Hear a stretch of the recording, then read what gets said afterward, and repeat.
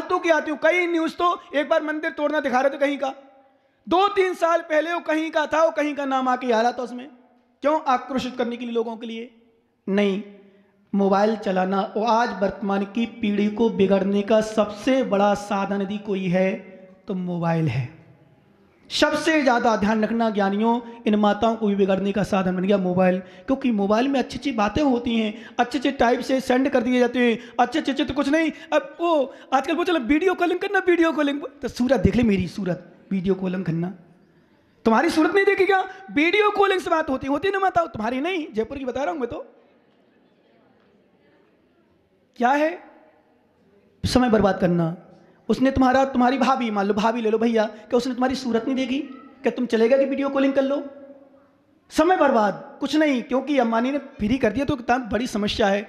उसमें तो 1000 रुपये करना चाहिए कम से कम 1 GB का, तो समझ में आ जाए। और देख लेना, करेगा, अभी दीवाना बना रहा है। जैसे चाय जब शुरू हुई थी, चाय पीना, तो मैंने सुना विदेशियों ने पुरस्कार दिए चाय पीने वालों को, पी ले। फिर पुरस्कार देना बंद कर दिया, फ्री में पिलाई। अब इतनी सी चाय 5 रुपए में 2 घूंट की, हम लोग 2 घूंट पीते थे। जिस चीज डिस्पोजल आते 5 रुपए की, फ्री में पीते थे इतनी, और 2 घूंट में पी जाते थे। नशा चढ़ गया। आज तुम चाय नहीं पियो तो सिर दर्द होता है ना? बोलो ना हाँ। जो पीता है उसकी बात कर रहा हूं, जो नहीं पीता उसको तो कोई टेंशन नहीं। चाय क्या है? नशा। नशा मतलब जिसके बिना ना रहा जाए, जिसके बिना सिर दर्द हो, जिसके बिना परेशानी हो। ऐसे ऐसे लोग हैं जो चाय के बिना नहीं रह पाते। बोले भोजन ना मिले चल जाएगा, पर चाय ना मिले नहीं चलेगा। ऐसे से मजदूर हैं, दिन भर चाय पीते रहते, काम करते रहते, भोजन नहीं मिलता, नशे में रहते हैं। बहुत सारे लोग पी लेते हैं, उनको काम नहीं करें, काम करते रहते दिन भर। कुछ लोग तो बोले महाराज मेहनत करना पड़ता है। जो ऑफिस में जाते हैं, बड़े बड़े लोग, बड़ी बड़ी कंपनियां में जाते हैं, बड़े बड़े काम करते हैं, तो मालूम क्या कहते हैं? कई लोगों से मैंने पूछा, बोले महाराज क्या करें, आप समझते नहीं हो। मैंने कि समझाओ भाई, क्या बात है? बोले महाराज क्या करूं, मेहनत करते हैं ना तो उसको लेना पड़ती है। और मेहनत जब जैसे मालूम सुना बड़े बड़े नेता भी लेते हैं। क्यों? बोले एक एक दिन में 4-4 सभा करना है, कैसे जिएंगे बोले वो, तो उनको भी लेना पड़ती है। क्यों भाई साहब? आपको नहीं, नेताओं की बात कर रहा हूं, बड़े बड़े नेता, सच में बताऊं। क्यों? अरे धारणा बन गई, कुछ नहीं है, जबकि उसमें शरीर बर्बाद, पैसा बर्बाद, परिवार बर्बाद, और सब कुछ बर्बाद, और नशा विषण। और कई बार मुझे लगता है उन लोगों को जो पानी तो छना पीते हैं, पानी तो साफ पीते हैं, पर वो पता नहीं काली काली कैसे पी जाते हैं।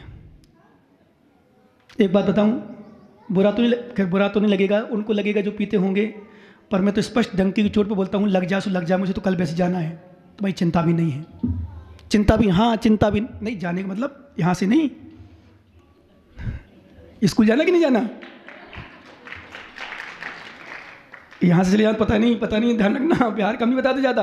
बस इतना कह सकते हैं, दोपहर में प्रवचन होगा कल 3 बजे, और जहाँ प्रवचन कह दो समझ जाना, फिर इशारा 3 बजे, 3:30, जितने बजे बोलें, कल बताएंगे, अभी नहीं बताएंगे। तो सुनो, मेन चीज़, मैं एक बात इस पर बोलता हूँ, क्योंकि बुरे का मुझे डर नहीं रहता, क्योंकि तुम्हारा मत आहार लेता हूँ, वो भी आहार तुम्हारे कहने से नहीं, तुम्हारे निमंत्रण पर नहीं। चौका लगाते हैं लोग, पड़गान करते हैं, विधि मिलती है तो वो जाते हैं तब लेते हैं।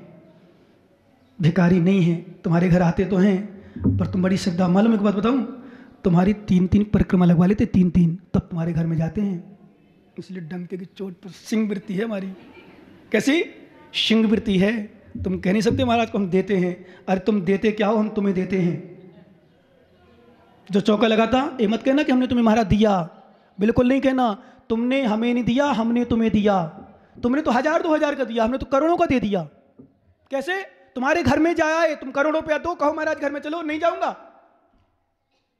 पद प्रचार मिला, पिछी भेंट करने को मिली, 1 घंटा तुम्हारे घर में रुके, और तुमने इतना सा दान दिया, लाखों करोड़ों का फल मिलेगा अगली पर्याय में। तो बताओ हमसे लिया कि दिया?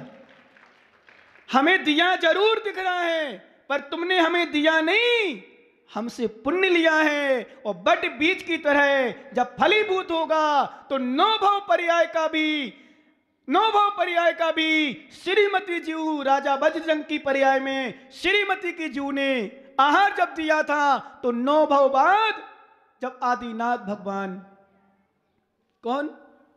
आदिनाथ भगवान आहार के लिए आ रहे थे तो 9 भाव पहले की याद आ गई कि मैंने आहार दिया था, ऐसे ऐसे विधि मिल गई, तीर्थंकर का आहार करा दिया। श्रीमती के जीव ने 9 भाव पूर्व में थे, राजा श्रेयांश की पर्याय में। क्या दिया तुमने, क्या दिया तुमने? दिया नहीं, तुमने लिया है। इतना सा देते हो मुट्ठी भर और विश्वास मानो ढेर सारा लेते हो। ये मुनियों को आहार देने का फल है। ये लोग आए भी पिंकू भैया ध्यान रखना, आहार देने आए हो तुम हमें? क्या एहसान लादने आए हो? कुछ बोलो ना मुमुक्षु, तो हमें देने आए हो कि लेने आए हो? देने नहीं आए। मत कहा करो महाराज कि मैं तुम्हें सेवा करता हूं, मैं आहार देता हूं। नहीं, हम कहें बात अलग है, पर तुम नहीं, तुम हमारी सेवा नहीं कर रहे, तुम हमसे सेवा करवा रहे। कैसी? बोलो ना।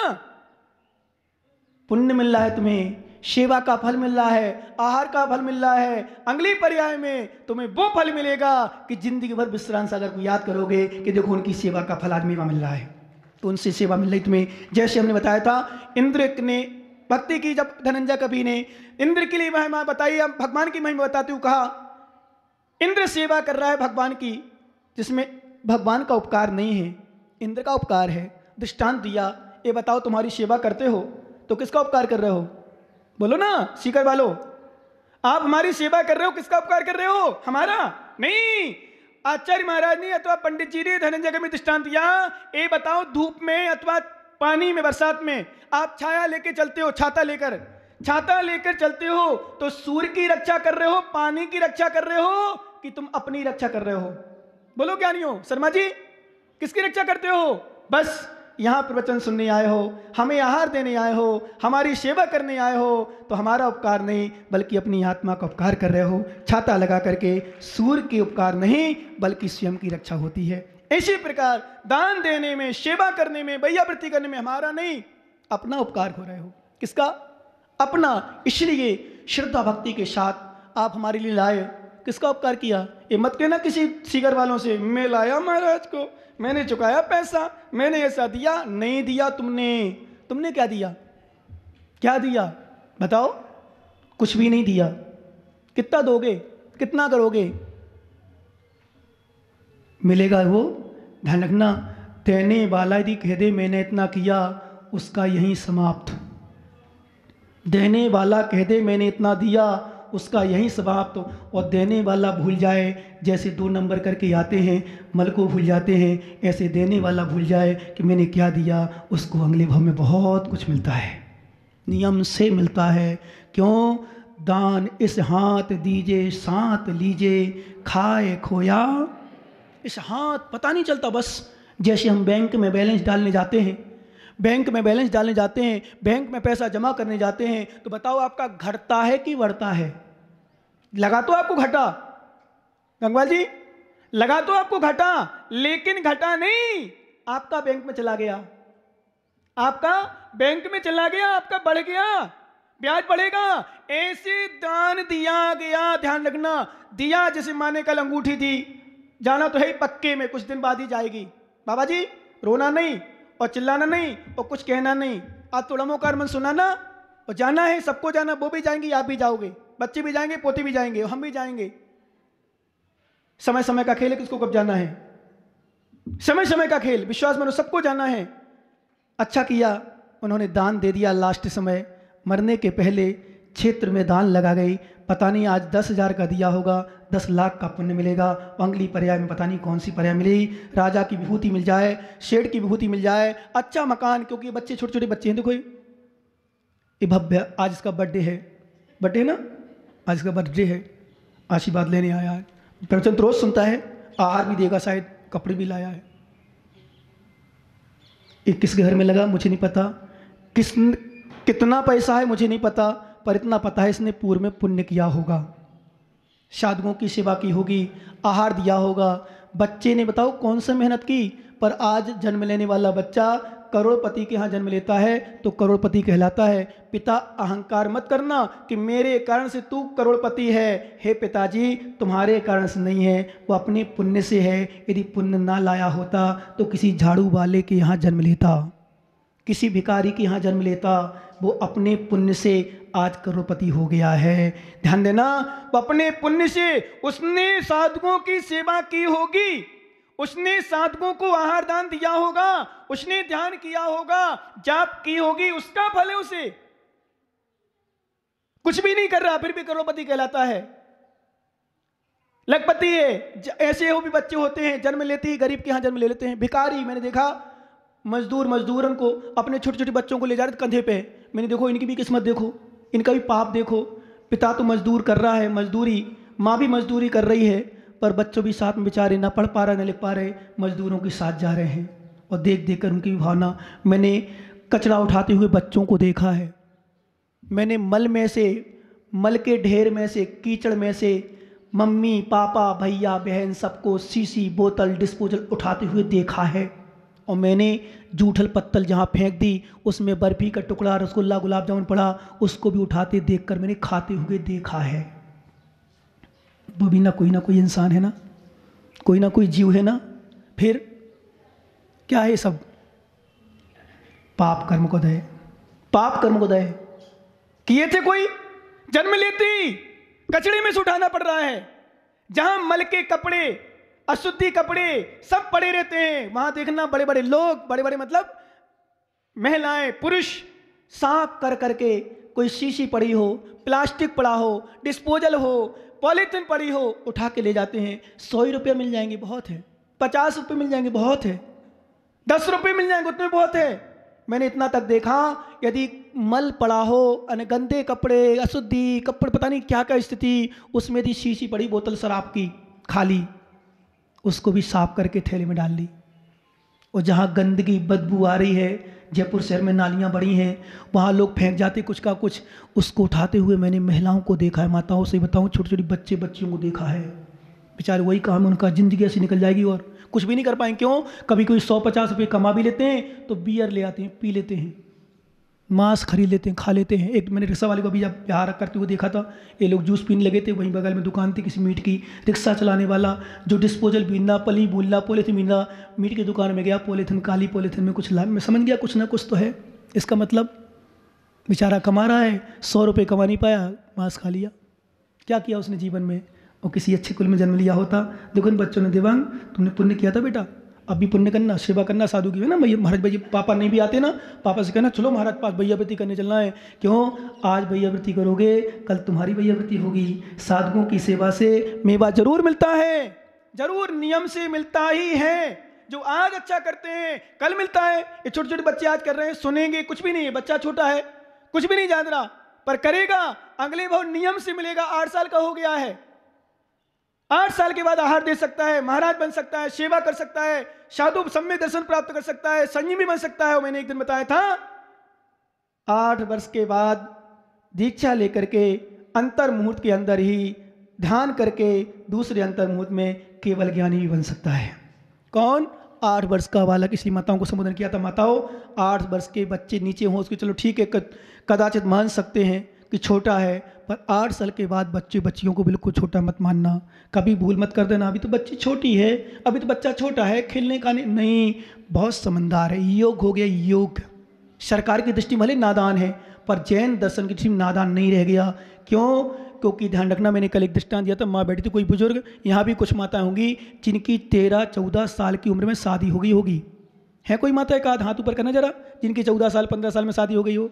देखो इतनी सारी यहाँ गई, इसका मतलब शादी हो गई मतलब समझदार हो गई, समझना।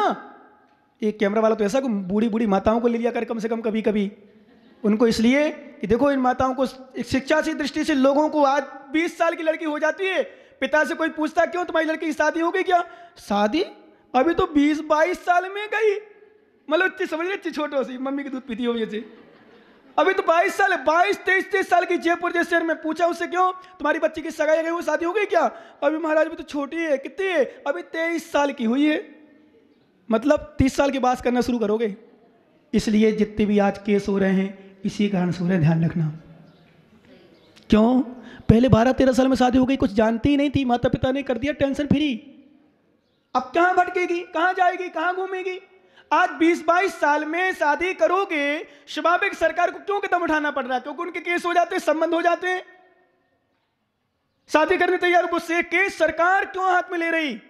माता पिता को भी कुछ नहीं दिया। मैं तो सोचता हूँ कि भी सरकार मिले सही में, चाहे नरेंद्र मोदी हो, चाहे वसुंधरा राजे हो, चाहे कोई भी बड़े बड़े मंत्री, प्रधानमंत्री, राष्ट्रपति, एक ही शब्द दूं, बताओ जिसने बेटों को पालन किया, लालन किया, पढ़ाया, लिखाया, उसकी कोई इच्छा नहीं, उसकी कोई आज्ञा नहीं, उसकी कोई चलती नहीं, और मात्र 1 साल से संबंध, 1 साल क्या 1 मिनट पहले से संबंध हो जाए किसी लड़के से और शादी करने जाए तो माता पिता की नहीं चलेगी, उसकी चलेगी, सरकार साथ दे रही है। क्या अन्याय चल रहा है सरकार भारत देश में भी। पाश्चात्य संस्कृति चलो विदेश में मान सकता हूं, मैं तो सोच के बैठा हूं सही में, कभी भी ये चीज जब भी नरेंद्र मोदी या कोई भी प्रधानमंत्री, राष्ट्रपति मिलेगा, सबसे पहले नंबर 1 शब्द रखूंगा, कम से कम ठीक है दूसरों का ध्यान ना दो पर माता पिता की केयर तो करो, जिसने जन्म दिया उसकी भी तो इच्छा पूछो। हम लोग दीक्षा देते हैं मोक्ष मार्गी को, ब्रह्मचारी बनाते हैं, पहले नंबर माता पिता से पूछवाते हैं, पहले नंबर माता पिता की आज्ञा लेते, स्वीकृति लेते, उसके बाद ही आगे बढ़ते हैं। यदि नहीं दे तो कोई पहले घर भेजते हैं, जाओ पहले बेटा मनाओ, उसके बाद भी परागम में विधान है। फिर जब नहीं माने, खूब उसकी इच्छा ही हो और माता पिता खूब जबरदस्ती मना करें, तो फिर यदि उसकी इच्छा हो, दीक्षार्थी उसकी ठेस ना पहुंचे, मोक्ष मार्ग बढ़ रहा है इसलिए, संसार मार्ग के लिए नहीं, मोक्ष मार्ग में, तो फिर गुरुओं को आज्ञा दी है, उसको देखो उसका वैराग कितना है, उसके बाद फिर दीक्षा दे दो। नहीं तो कहा गया है पहले माता पिता से कहे, हे पिताजी, हे माँ, तुमने इस तन को जन्म दिया है, मैं भीख मांगने आया हूँ, इस तन की मुझे भीख दे दो, दीक्षा दो, मैं गुरु चरणों में जा रहा हूँ दीक्षा लेने। तब वो स्वीकृति देते हैं। और विश्वास मानो, बताओ सरकार गंदे से गंदे काम कर रहे बच्चे बच्चियाँ, बिना माता पिता की इच्छा से, बिना भाई बहन की इच्छा से कुछ भी कर डाले, बोले कोई टेंशन नहीं, मतलब माता पिता जीवित होते हुए भी मरे के समान ऐसे तो सरकार की दृष्टि में। क्यों? कोई भी सलाह नहीं ली जाती, माता पिता से नहीं पूछा जाता है, कोई सलाह नहीं ली जाती। क्यों? आज मात्र एजुकेशन के जमाने में, आज मात्र शिक्षा के जमाने में, आज मात्र पढ़ाया जाता है, बढ़ाया जाता है, ऊपर हेलीकॉप्टर, हवाई जहाज उड़ाई जाती है। पर विश्वास मानो, जैन दर्शन एक ऐसा है जहां हवाई जहाज उड़ाना नहीं, पीछे पकड़ना सिखाते हैं, जहां पूजा की थाली पकड़ना सिखाते हैं, जहां आरती पकड़ना सिखाते हैं, और जहां ये सब कुछ सीख लिया तो सीता, द्रौपदी, अंजना ने कुछ नहीं पढ़ाता। आज दुनिया के बड़े बड़े लोग उनका श्रद्धा के साथ नाम लेते हैं, कुछ भी नहीं पढ़ाता।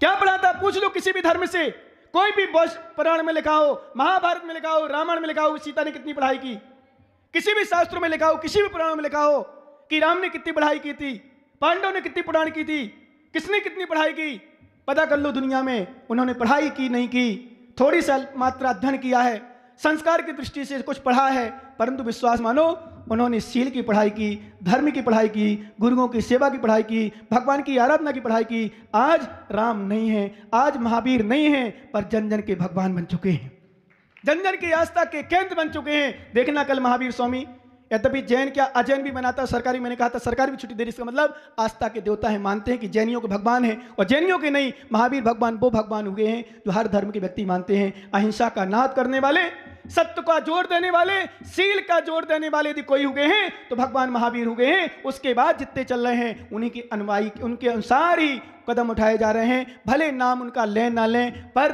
अहिंसा कभी ठोस प्रमाण कहीं मिलता है तो ध्यान रखना जैन दर्शन में ही मिलता है।